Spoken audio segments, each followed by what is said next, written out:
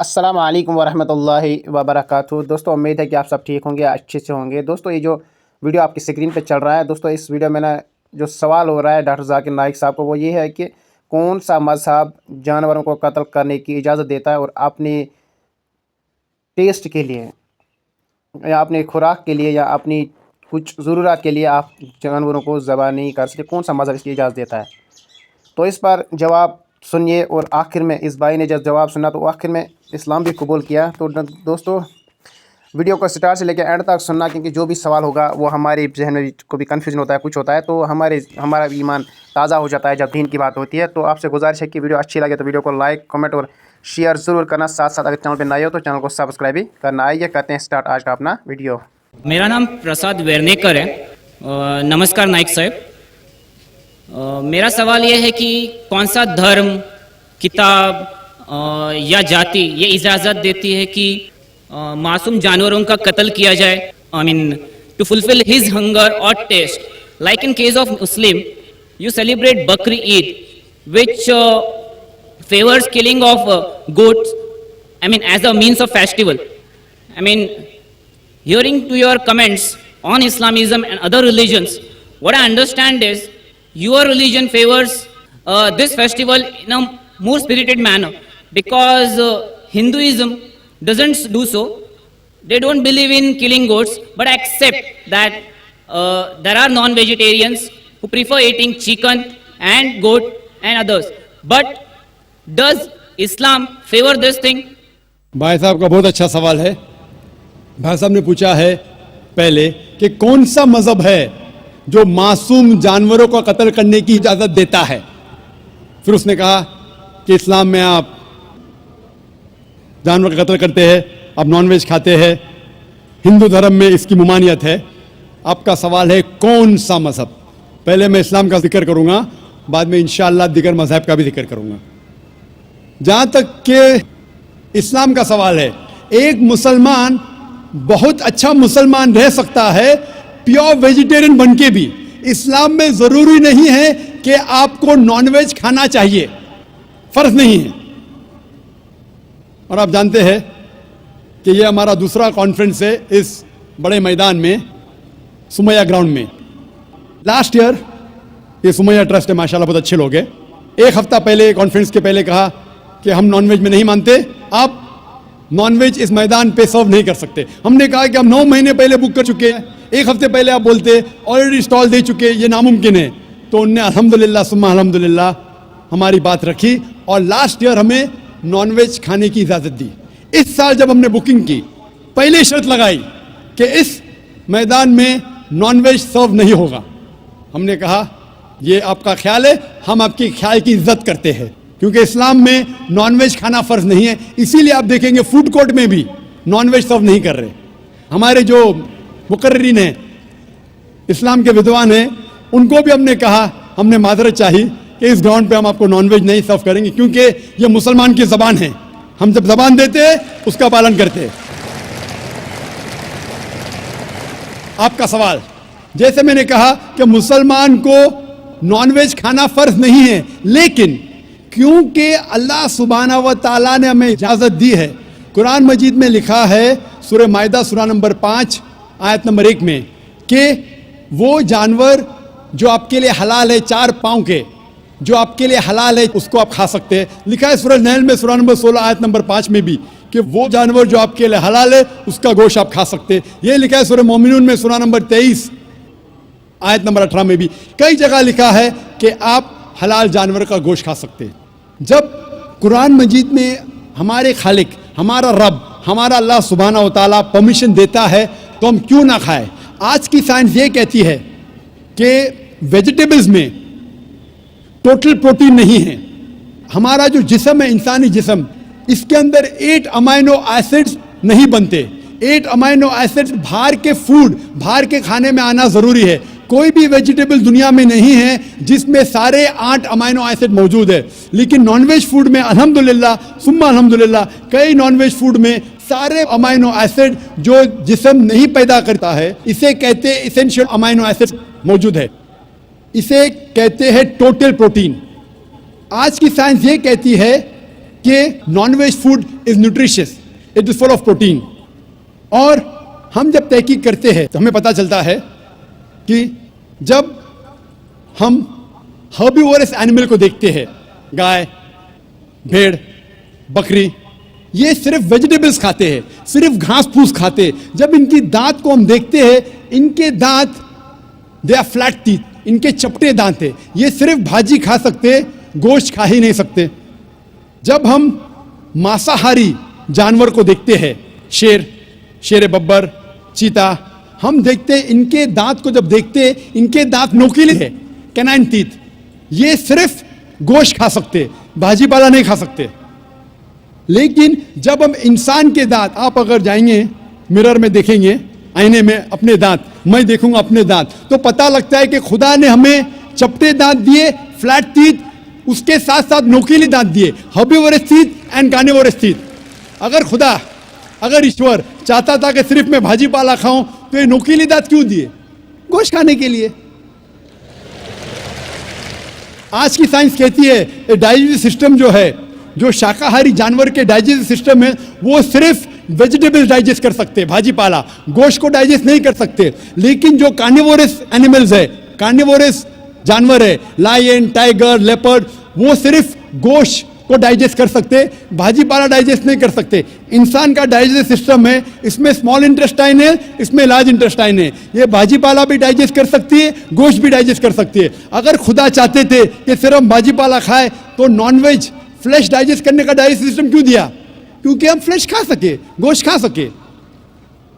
बहुत से गैर मुसलमानों को यह गलत फहमी है कि उनके मजहब में गोश्त खाना हराम है, और कई हिंदू समझते हैं कि उनके मजहब में लिखा है कि गोश्त खाना हराम है। और आपने कहा कि हमारे धर्म में गोश्त खाना हराम है। भाई साहब, आपको आपके धर्म का इल्म कम है, इसीलिए मैं कहता हूं कि हिंदुइज्म जानने के लिए हिंदू की तरफ मत देखिए, हिंदू ग्रंथ का मुताला कीजिए। जब आप हिंदू ग्रंथ का मुताला करते हैं, लिखा है मनुस्मृति में चैप्टर नंबर 5 श्लोक नंबर 30 में, उसमें लिखा है कि ईश्वर ने कुछ जानवर बनाए खाने के लिए और कुछ जानवर को खा जाने के लिए। God has created some animals to eat and some to be eaten. अगर आप उस जानवर को खाते हैं जिन जानवर को खुदा ने बनाया है खा जाने के लिए, तो आप गुनाह नहीं कर रहे। If you are eating the animals who God has created to be eaten, you are not doing a sin. आगे जब पढ़ते लिखा है मनुस्मृति में चैप्टर नंबर 5 में, अध्याय नंबर 5 में, मंत्र नंबर 40 में, कि खुदा ने कुछ जानवर बनाए हैं कुर्बानी के लिए।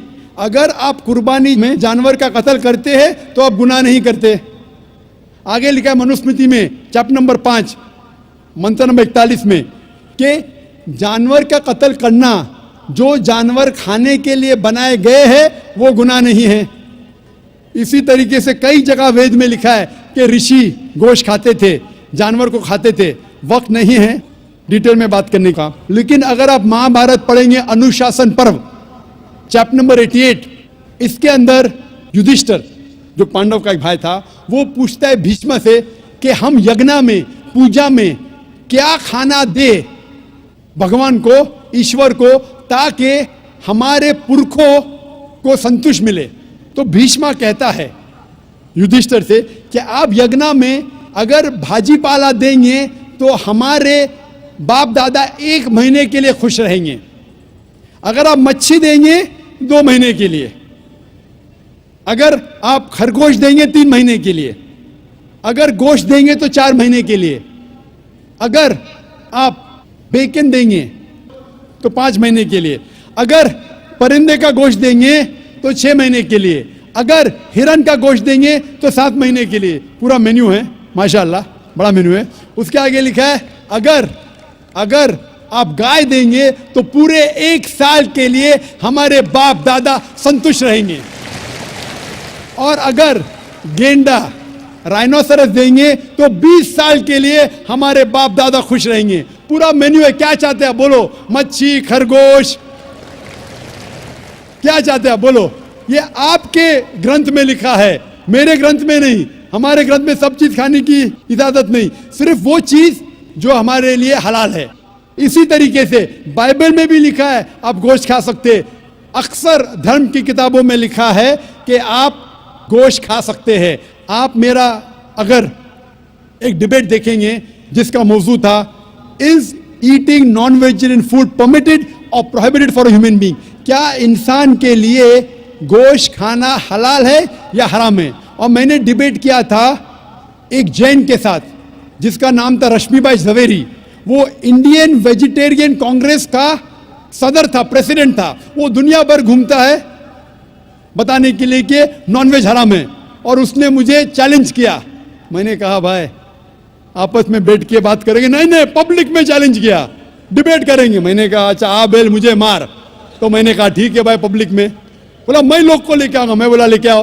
तो पाटकर हॉल के अंदर 1998 में तकरीबन 10 साल पहले डिबेट किया, वो देखेंगे सारी डिटेल्स है। लेकिन हिंदू मजहब की किताब में ये लिखने के बाद कि गोश्त खा सकते, फिर भी कुछ हिंदू शाकाहारी क्यों हैं, वेजिटेरियन क्यों है, क्योंकि वो मुतासिर हो रहे थे बाकी फलसफे के साथ जिसमें कहा गया है नॉन वायलेंस। और कुछ जैन मानते हैं कि ईटिंग नॉन वेज इज हराम, इज प्रोहिबिटेड। और हम जब पूछते क्यों जानवर का गोश्त खाना हराम है, तो वो कहते हैं कि घास और भाजी पाला के अंदर जिंदगी नहीं है, जानवरों में जिंदगी है। जब आप कोई जिंदगी लेते हैं, किसी का कत्ल करते हराम है। आज साइंस तरक्की करने के बाद पता चलता है कि वेजिटेबल्स में भी जान है, भाजी पाला में भी जान है। तो वो जरा अपनी फिलॉसफी को तब्दील करते, ठीक है हम जानते हैं कि वेजिटेबल्स में जान है, लेकिन वेजिटेबल्स डोंट फील पेन, वो दर्द को महसूस नहीं करते, जानवर दर्द को महसूस करते। इसीलिए वेजिटेबल्स खाना गुनाह नहीं है, जानवर को खाना गुनाह है। अभी साइंस तरक्की करने के बाद हमें पता लगता है कि वेजिटेबल्स को भी दर्द होता है, लेकिन ये दर्द इंसान को सुनाई नहीं देता। वेजिटेबल्स भी अफसोस करते हैं, वेजिटेबल्स भी रोते हैं, लेकिन हमें सुनाई नहीं देता। तो अभी उनका फलसफा बदल गया। वो कहते हैं अच्छा ठीक है मानते हैं कि वेजिटेबल्स में जान है, वेजिटेबल्स को दर्द महसूस होता है, लेकिन वेजिटेबल के पास तकरीबन 3 सेंसेस है, जानवर के पास 5 सेंसेस है। इसीलिए जानवरों की जान लेना बड़ा गुनाह है बनिस्बत वेजिटेबल्स की। मैं कहता हूं सिर्फ डिबेट के तौर पे, argument for sake of argument, मैं आपकी बात मानता हूं क्या वेजिटेबल्स के 3 सेंसेस है और जानवर के 5 सेंसेस है। मैं उस शख्स से सवाल करता हूं कि मान लो आपका छोटा भाई गूंगा और बहरा पैदा होता है, वो सुन नहीं सकता है, बोल नहीं सकता। जब वो बड़ा होता है तो एक इंसान आपके छोटे भाई का कत्ल करता है, क्या आप जाके जज से कहेंगे मी लॉर्ड इस कातिल को कम सजा दो क्योंकि मेरे भाई के पास 2 सेंसेस कम थे, वो सुन भी नहीं सकता था, बोल भी नहीं सकता था। आप उल्टा कहेंगे मी लॉर्ड जज इस कातिल को डबल पनिशमेंट दो, डबल सजा दो, वो तो मेरा भाई मासूम था, बेचारा सुन भी नहीं सकता था और बोल भी नहीं सकता था। इस्लाम में 2 सेंसेस कम या ज्यादा के वजह से कोई खाना हराम या हलाल नहीं होता है। जो चीज आपके लिए तैयब है वो आप खा सकते हैं। इसी तरीके से कई वजह। लेकिन अगर कोई नॉन मुस्लिम मुझसे ये कहता है कि मैं वेजिटेरियन हूं, मुझे कोई गिला शिकवा नहीं, आपको नॉनवेज पसंद नहीं है आप मत खाइए, लेकिन कोई नॉन मुस्लिम, कोई गैर मुसलमान, कोई हिंदू मुझसे कहता है कि आप जानवरों का कत्ल करते हैं वो गुनाह है, तो मैं उनसे कहता हूं इस बात को मैं तस्लीम नहीं करता हूं। आप अगर गोश्त नहीं खाना चाहते हैं, मैं आपसे खुश हूं। अगर हिंदुस्तान में सब गैर मुस्लिम गोश्त खाने लगेंगे तो गोश्त का भाव बढ़ जाएगा। तो मुझे कोई गिला शिकवा नहीं अगर गैर मुस्लिम गोश्त नहीं खाते, लेकिन अगर मुझसे कहते हैं कि गोश्त खाना गुनाह है तो मैं ये जवाब देता हूं। अभी आपको संतुष्ट हो चुका होगा कि साइंस के मुताबिक, आपके मजहब की किताब के मुताबिक, कुरान के मुताबिक गोश्त खाने की इजाजत है सारे इंसानों को। Respected to Jakir Saab, I am Satyanarayana from Yemenur, Kurnool district, Andhra Pradesh. I am BTech graduate. Alhamdulillah, Allah gave hidayat to me. I also reverted in Islam, but my parents are not accepted this. Alhamdulillah, my grandfather is accepted, but they believe only one God. In front of the Satan is first came, but I know Satan is also created by Allah. In other names of Satan in Puranas, Vedas, what is the other names of Satan in Puranas, Vedas? And my grandfather also asked one question. When the Kali Yuga is ended, I know Qiyamah is when it is came. But he asked when the Kali Yuga is ended. And so many Hindus are followed Sri Rama, Sai Baba, Sri Krishna. I know these are said only one God to our colleagues. These are prophets in between, total prophets. That is 1,24,000 prophets. These are Sri Krishna, Sri Rama, Sai Baba. These are any prophets in between. And another question is, in present also in Kurnool and Chennai, some people are followed Kalki Bhawan, Amma Bhawan. Any information about this person? भाई साहब ने सवाल किया है, अल्हम्दुलिल्लाह उसने इस्लाम कबूल किया, अल्लाह सुब्हानहू व तआला इसको जज़ाए खैर दे और इसके जिद्दोजहद को कबूल फरमाए। इनका सवाल है कि जो शैतान है वो क्या इस्लाम के अलावा हिंदू धर्म में है और उसका क्या नाम है। दूसरा सवाल है क्या कलयुग आ चुका है। तीसरा सवाल है क्या हम श्री कृष्ण श्री राम को पैगंबर मान सकते हैं। और चौथा सवाल है कल के अवतार के बारे में। पहला सवाल कि शैतान का क्या नाम है, तो शैतान का सदर है, उसका नाम कुरान मजीद में इब्लीस है। लेकिन कुरान मजीद में कहा गया है सूरह नास में कि वो लोग जो दिल में वसवसा डालते हैं आपके दिल में और फिर हट जाते हैं, वो इंसान में से और जिन में से है। शैतान कुरान मजीद के मुताबिक इंसानों में से भी शैतान है और जिन में से भी। इंसान और शैतान दोनों को फ्री विल दिया गया है। हम चाहे तो अल्लाह की बात मान सकते हैं, चाहे तो नहीं मान सकते। जो लोग को फ्री विल देने के बाद जो अल्लाह सुब्हानहू व तआला की बात मानते हैं वो फरिश्ते के ऊपर हो जाते हैं। जो अल्लाह सुब्हानहू व तआला के खिलाफ जाते हैं उसे कहते हैं शैतान। तो शैतान इंसानों में से भी है और जिन में से भी है। और इसका जिक्र दिगर मज़हब की किताब में भी है। शैतान डेविल बोलो, अंग्रेजी में डेविल कहते हैं, बाइबल में उसका नाम है डेविल। उस तरीके से हिंदू मज़हब बाकी मज़हब की किताब में भी लिखा है शैतान, और पारसी किताब में अहरमान। तो हर मज़हब में there is an evil force, उसे शैतान कहो, डेविल कहो, इब्लीस कहो। आपका दूसरा सवाल है जो कलयुग, ये कलयुग आ चुका है। आपका तीसरा सवाल कि हम श्री कृष्ण श्री राम को पैगंबर मान सकते हैं क्या नहीं। मोहम्मद सल्लल्लाहु अलैहि वसल्लम फरमाते हैं, सही हदीस है मिशकात अल-मसाबी की जिल्द नंबर 3 में, हदीस नंबर 5373 में, जिसका जिक्र आता है अहमद इब्न हंबल में जिल्द नंबर 5 में, सफ़ा नंबर 265 और 266 में। अल्लाह के रसूल फरमाते हैं कि अल्लाह सुब्हानहू व तआला ने इस ज़मीन पे 1,24,000 पैगंबर भेजे हैं, लेकिन नाम से कुरान मजीद में सिर्फ 25 का जिक्र है। आदम अलैहिस्सलाम, नूह अलैहिस्सलाम, इब्राहिम अलैहिस्सलाम, मूसा अलैहिस्सलाम, ईसा अलैहिस्सलाम, मोहम्मद सल्लल्लाहु अलैहि वसल्लम, नाम से 25। लेकिन कुरान मजीद में लिखा है सूरह फातिर में सूरा नंबर 35 आयत नंबर 24 में, व इम मिन उम्मतिन इल्ला खला फ़ीहा नज़ीर, नहीं है कोई उम्मत जिसमें अल्लाह सुब्हानहू व तआला ने खबरदार करने वाला नहीं भेजा। अल्लाह ताला फरमाते सूरह रअद में सूरा नंबर 13 आयत नंबर 7 में, वलिकुल्लि कौमिन हाद, और हर कौम में हमने हिदायत देने वाला भेजा। नाम से सिर्फ 25 का जिक्र है। अल्लाह के रसूल फरमाते 1,24,000 पैगंबर है।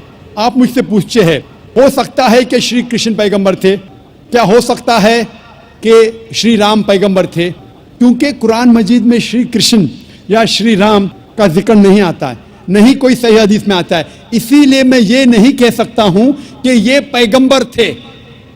मैं ये कह सकता हूं कि हो सकता है, मे भी हो सकता है वो पैगंबर थे या हो सकता है वो पैगंबर नहीं थे, लेकिन ये नहीं कह सकता कि वो 100% पैगंबर थे। कुछ लोग कहते हैं राम अलैहिस्सलाम, ये गलत है, ये कहना गलत है।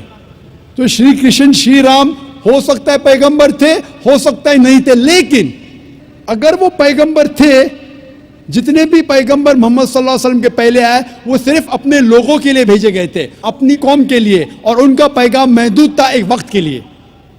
इसीलिए आज आप चाहे इंडिया में जी रहे हैं या अमेरिका में या यूके में या सऊदी अरेबिया में, आज आखिरी पैगंबर जो कुरान में लिखा है सूरह अंबिया में सूरा नंबर 21 आयत नंबर 107 में, वमा अरसलनाका इल्ला रहमतल आलमीन, हमने मोहम्मद सल्लल्लाहु अलैहि वसल्लम को नहीं भेजा लेकिन सिर्फ रहमत बना के सारे आलमीन के लिए, सारे इंसानियत के लिए, सारे जहां के लिए। क्योंकि मोहम्मद सल्लल्लाहु अलैहि वसल्लम आखिरी पैगंबर थे, वो सिर्फ मुसलमान या अरबों के लिए नहीं भेजे गए थे, वो सारी इंसानियत के लिए भेजे गए थे। तो आज चाहे आप हिंदुस्तान में रह रहे हैं या यूएसए में या यूके में या सिंगापुर में या सऊदी में, आपको मानना चाहिए आखिरी पैगंबर मोहम्मद सल्लल्लाहु अलैहि वसल्लम में। और ये लिखा है हिंदू मज़हब की किताब में भी। जिस तरीके से आपने कहा कल के अवतार के बारे में, इसके ऊपर तकरीर दी थी मैंने लास्ट सैटरडे, एक हफ्ता पहले 15 तारीख को इसी स्टेज पे एक हफ्ते पहले मैं तकरीर किया था। मोहम्मद सल्लल्लाहु अलैहि वसल्लम का जिक्र मुख्तलिफ मजहबी किताबों में, और उसमें मैंने कल के अवतार का भी जिक्र किया था। लिखा है कल की पुराना में चैप्टर नंबर 2 में वर्ष नंबर 4, 5, 7, 11 और 15 में कि कल की अवतार आएंगे, ये भविष्यवाणी है। उसके वालिद का नाम है विष्णु यास, तर्जुमा करते हो जाता है अल्लाह का बंदा अब्दुल्ला। उसके वालदा का नाम है सुमति, तर्जुमा होता है अमन रखने वाली औरत, जिसका तर्जुमा होता है आमिना। कहा गया है कि वो पैदा होंगे संभाला में, अमन की जगह, तर्जुमा है मक्का। वो पैदा होंगे उस संभाला देश के सदर के घर में। हम जानते हैं मोहम्मद सल्लल्लाहु अलैहि वसल्लम कुरैश खानदान में पैदा हुए। इस तरीके से डिटेल में मैंने जिक्र किया था एक हफ्ते पहले कल के अवतार। ये कल के अवतार है आखिरी पैगंबर मोहम्मद सल्लल्लाहु अलैहि वसल्लम। आप ये बात अपने वालिद से कह सकते, और इंशाअल्लाह हम दुआ करेंगे कि आपके वालिद को भी हिदायत मिले।